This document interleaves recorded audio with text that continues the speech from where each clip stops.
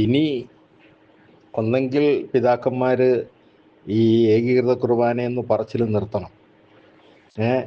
അതൊരു തട്ടിപ്പ് വർത്താനമല്ലേ.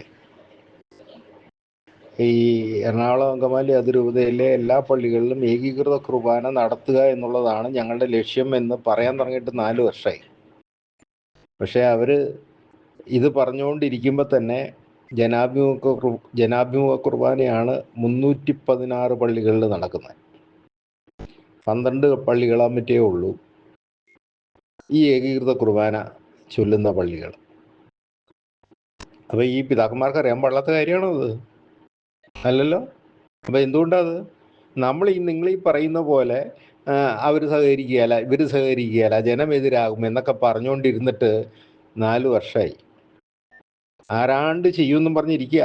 വത്തിക്കാൻ ചെയ്യും, സിനഡ് ചെയ്യും, പിതാക്കന്മാർ ചെയ്യും, എന്നിട്ട് ഓരോരുത്തരും ചെയ്യുന്നില്ല. ഒന്നെങ്കിൽ നമ്മൾ എന്ത് ചെയ്യണം? ജനാഭിമുഖ കുർബാന കാണാൻ പോകണം. ഞാൻ നല്ല ധൈര്യമായിട്ട് പറയാം, നിങ്ങളെന്നെ തല്ലിക്കോ. ഈ പേടിക്കണതിന് വേറെ എന്തിനാന്ന് മറ്റു പള്ളികളിൽ കുർബാന കാണാൻ പോണേ? ഈ ഏകീകൃത കുർബാന കാണാൻ പോണേ, അല്ലെങ്കിൽ ലത്തീൻ കുർബാന കാണാൻ പോണേ? നമ്മുടെ ഇടവപ്പള്ളി പോയി ജനാഭിമുഖ കുർബാന കാണണമെന്നേ. കാരണം ഏതായാലും നമ്മൾ തോൽവി സമ്മതിച്ചു. പിതാക്കന്മാർ നമുക്കെതിരാണ്, വികാരി അച്ഛന്മാർ വിമതന്മാരാണ്, നമുക്ക് അവിടെ ആളുകളെ എതിർക്കാൻ പറ്റൂല. ഓക്കെ, പോയി ജനാഭിമുഖ കുർബാന കാണുന്നേ. ഇത് എന്തൊരു പാടിത്? ഞാൻ ചോദിക്കുന്നതാ.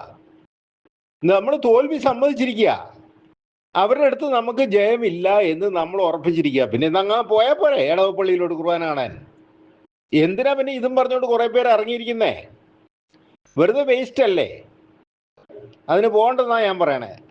ഒന്നെങ്കിൽ 10 പേര് കൂടി പോയി ഈ കുർബാന നിർത്തിക്കണം, ജനാഭിമുഖ കുർബാന ഇവിടെ നടത്താൻ സമ്മതിക്കില്ല അച്ചോ എന്ന് പറയുക.